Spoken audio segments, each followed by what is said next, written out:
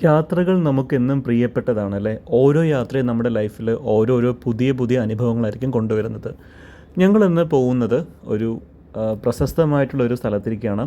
Srirangam and Thanjavur. Welcome back to my YouTube channel. ഞാനിപ്പോൾ ഉള്ളത് നമ്മുടെ സ്വന്തം പാലക്കാട് റെയിൽവേ സ്റ്റേഷനിലാണ്, ഒലവക്കോട് ജംഗ്ഷൻ. സത്യം പറഞ്ഞാൽ വളരെ നാളുകൾക്ക് ശേഷമാണ് ഞാൻ ട്രെയിനിൽ യാത്ര ചെയ്യുന്നത്. അതുകൊണ്ട് എനിക്ക് അതിൻ്റെ ഒരു എക്സൈറ്റ്മെൻറ്റും കാര്യങ്ങളൊക്കെ. പാലക്കാട്ട് നിന്ന് ശ്രീരംഗത്തിലേക്ക് ഒരുപാട് ട്രെയിനുണ്ട്. പക്ഷേ ഞങ്ങൾ എടുത്തിരിക്കുന്നത് ചെന്നൈ എഗ്മൂർ എക്സ്പ്രസ് ആണ്. അത് ഉച്ചയ്ക്ക് 2 മണിക്ക് ഒലവക്കോട് ജംഗ്ഷൻ എത്തും.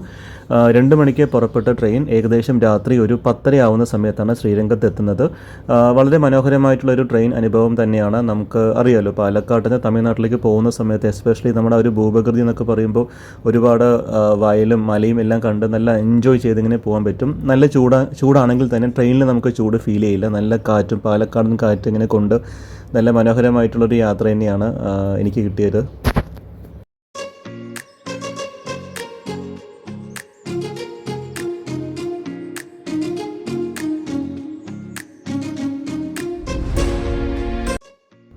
അങ്ങനെ ഞങ്ങൾ ശ്രീരംഗനാഥൻ്റെ മണ്ണിലെത്തിയിട്ടുണ്ട്. നിങ്ങൾക്ക് ഈ പൂക്കൾ കാണാൻ പറ്റും. ഒരുപാട് പൂക്കളുണ്ട്. മുല്ലപ്പൂവ്, കനകാമരം, ജമന്തി എന്നൊക്കെ പറഞ്ഞിട്ട് നമുക്കിവിടെ വരുമ്പോൾ ആ തമിഴ്നാടിൻ്റെ സ്പെഷ്യൽ ഫീലിംഗ് നമുക്ക് കാണാൻ പറ്റും. അതായത് പൂക്കൾ, അതുപോലെ തന്നെ ഫിൽറ്റർ കോഫിയുടെ മണം, ഒന്നും പറയണ്ട, സൂപ്പർ ഫീലിംഗ് ആണ്. അപ്പോൾ ഞങ്ങൾ സ്റ്റേ ചെയ്യുന്നത് അമ്പലത്തിനടുത്തുള്ള ഏകദേശം ഒരു 300 to 400 മീറ്റർ വാക്കബിൾ ഡിസ്റ്റൻസിലുള്ള ഒരു ഫ്ലാറ്റാണ്. അതൊരു ഹോം സ്റ്റേ പോലെ ഞങ്ങൾ സ്റ്റേ ചെയ്യുന്നത്. ഒരുപാട് ഫാമിലി മെമ്പേഴ്സ് ഉള്ളതുകൊണ്ടാണ് നമ്മളത് ചൂസ് ചെയ്തത്. അപ്പോൾ ഞങ്ങൾ അടുത്തുള്ള റെസ്റ്റോറൻറ്റിൽ നിന്നും ഫുഡൊക്കെ കഴിച്ച് ബ്രേക്ക്ഫാസ്റ്റ് എല്ലാം കഴിച്ചതിന് ശേഷം ഞങ്ങൾ നേരെ ഇപ്പോൾ ശ്രീരംഗം ടെമ്പിളിൽ എത്തിയിട്ടുണ്ട്. ഇതാണ് മെയിൻ എൻട്രൻസ്. ഇതിൻ്റെ ഒരു ഭംഗി സത്യം പറയുമല്ലോ, വീഡിയോയിൽ കൂടെ കാണുമ്പോൾ നമുക്ക് അത്രയും ക്യാപ്ചർ ചെയ്യാൻ പറ്റില്ല. പക്ഷേ നേരിട്ട് വന്ന് കാണുന്ന സമയത്ത് ആകാശം മുട്ടി നിൽക്കുന്ന ഒരു ഗോപുരമാണ്. ഇതാണ് മെയിൻ എൻട്രൻസ്. ഇങ്ങനെ 2-3 എൻട്രൻസ് കഴിഞ്ഞതിന് ശേഷമാണ് നമ്മൾ മെയിൻ ക്ഷേത്രത്തിനകത്ത് എത്തുന്നത്. ഒരുപാട് പേര് വന്നു പോകുന്ന ഒരു ടെമ്പിളാണ് ശ്രീരംഗനാഥ സ്വാമി ടെമ്പിൾ. അപ്പോൾ ഞങ്ങൾ പോയിരിക്കുന്നത് ഒരു സൺഡേ ആയതുകൊണ്ട് തന്നെ, ഒരു വീക്കെൻഡ് ആയതുകൊണ്ട് തന്നെ ഒരുപാട് പേര് വന്നിട്ടുണ്ട്. പിന്നെ ക്ഷേത്രത്തിലോട്ട് പോകുന്ന 2 വശങ്ങളിലും ഒരുപാട് കടകളുണ്ട്. അപ്പോൾ നമ്മൾ പോകുമ്പോൾ തന്നെ ആളുകൾ വന്ന് ഇങ്ങനെ ക്യാൻവാസ് ചെയ്യും ഓരോരോ കാര്യങ്ങൾ, പൂജാ സാധനങ്ങളും ആ സാധനങ്ങൾ എന്നൊക്കെ പറഞ്ഞ് ഒരുപാട് പേര് വന്ന് പറയും. അപ്പോൾ ഞങ്ങൾ എൻട്രൻസ് എല്ലാം കഴിഞ്ഞ് ഞങ്ങളിപ്പോൾ ക്ഷേത്രത്തിനകത്തോട്ട് കയറുന്ന ഒരു എൻട്രൻസിൽ എത്തിയിട്ടുണ്ട്. അപ്പോൾ ഇവിടെ നമുക്ക് ഫോട്ടോസും വീഡിയോസൊക്കെ എടുക്കാം. ഇനി ക്ഷേത്രത്തിനകത്ത് ചെന്ന് കഴിയുമ്പോഴുള്ള സിറ്റുവേഷൻ അറിയില്ല. എന്നാലും നമുക്ക് അത്യാവശ്യം വീഡിയോസ് കവർ ചെയ്യാൻ പറ്റും തോന്നുന്നു. എന്താ വെച്ചാൽ തമിഴ്നാട് അത്രയും സ്ട്രിക്റ്റ് അല്ല കേരളം പോലെ.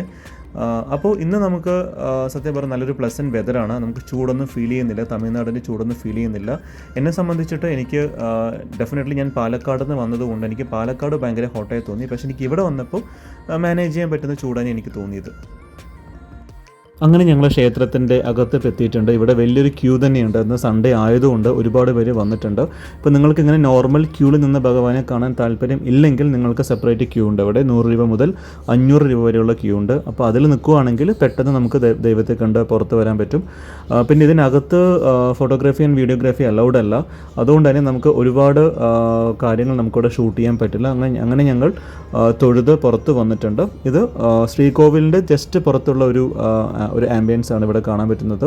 പിന്നെ ഇവിടെ നമുക്ക് വരുന്ന സമയത്ത് ഏകദേശം നമ്മൾ ഈ പത്മനാഭ സ്വാമി ക്ഷേത്രത്തിൻ്റെ അതേ ഒരു ഫീലിംഗാണ് നമുക്ക് ഇവിടെ കിട്ടുന്നത്. ഇവിടുത്തെ പ്രതിഷ്ഠയും എല്ലാവർക്കും അറിയാം, ശ്രീ മഹാവിഷ്ണുവാണ്. മഹാവിഷ്ണുവിൻ്റെ അനന്തശയനത്തിൽ കിടക്കുന്ന വലിയൊരു രൂപമാണ് നമുക്ക് ഇവിടെ വരുമ്പോൾ കാണാൻ പറ്റുന്നത്. നല്ലൊരു ഡിവൈൻ ഫീലിംഗാണ് നമുക്ക് ഇവിടെ വരുമ്പോൾ കിട്ടുന്നത്. പിന്നെ ഈ അമ്പലത്തെക്കുറിച്ച് ഒരുപാട് കാര്യങ്ങൾ നമുക്ക് പറയാനുണ്ട്. ഞാൻ വളരെ ചുരുക്കി പറയാം. ഈ ശ്രീരംഗനാഥ സ്വാമി ക്ഷേത്രം സ്ഥിതി ചെയ്യുന്നത് നിങ്ങൾക്ക് എല്ലാവർക്കും അറിയാം, തിരുച്ചിറപ്പള്ളിക്ക് 7 കിലോമീറ്റർ അകലെയുള്ള ശ്രീരംഗം എന്ന ചെറിയൊരു പട്ടണത്തിലാണ്. ഇവിടുത്തെ പ്രധാന പ്രതിഷ്ഠ ശ്രീ മഹാവിഷ്ണുവാണ്. പിന്നെ 7 മതിലുകൾ ചേർന്ന ഈ മഹാവിഷ്ണു ക്ഷേത്രം പൂജ നടക്കുന്ന ക്ഷേത്രങ്ങളിൽ വലിപ്പത്തിൽ 1ാമതാണ് കേട്ടോ. പിന്നെ 20 ഗോപുരങ്ങളുണ്ടെന്നാണ് ഇതിൽ പറയപ്പെടുന്നത്. അത് കൂടാതെ തന്നെ അനന്തശയന രൂപത്തിലുള്ള ഭീമാകാരമായിട്ടുള്ളൊരു വിഷ്ണു പ്രതിഷ്ഠയാണ് ഇവിടെ നമുക്ക് കാണാൻ പറ്റുന്നത്. ഒരുപാട് വർഷങ്ങൾ പഴക്കമുള്ളൊരു ക്ഷേത്രം കൂടിയാണ് ഈ ഒരു ശ്രീരംഗനാഥ സ്വാമി ക്ഷേത്രം. പിന്നെ ഇതിന് ഒരുപാട് യുനെസ്കോയുടെ ലോക പൈതൃക സ്ഥലമായി നാമനിർദ്ദേശം ചെയ്യപ്പെട്ടിട്ടുണ്ട്. അത് കൂടാതെ തന്നെ യുനെസ്കോയുടെ താൽക്കാലിക പട്ടികയിലും ഇതുണ്ട്. പിന്നെ 2017 സാംസ്കാരിക പൈതൃക സംരക്ഷണത്തിനുള്ള യുനെസ്കോ ഏഷ്യ പസഫിക് അവാർഡ് കൂടി നേടിയൊരു ക്ഷേത്രമാണ് ഈ ശ്രീരംഗനാഥ സ്വാമി ക്ഷേത്രം. ഒരുപാട് വർഷം പഴക്കമുള്ള ഇന്ത്യയുടെ അഭിമാനമായ ഈ ഒരു ക്ഷേത്രം നിങ്ങൾ എല്ലാവരും വന്ന് സന്ദർശിക്കണം. വളരെ മനോഹരമായിട്ടുള്ളൊരു കാഴ്ച തന്നെയാണ് നമുക്ക് ഇവിടെ വരുമ്പോൾ ലഭിക്കുന്നത്. അപ്പോൾ നിങ്ങൾക്ക് എല്ലാവർക്കും ഈ ഒരു വീഡിയോ ഇഷ്ടമായി കാണുമെന്ന് വിശ്വസിക്കുന്നു. വീണ്ടും പുതിയൊരു വീഡിയോ ആയിട്ട് കാണാം. Till then good bye.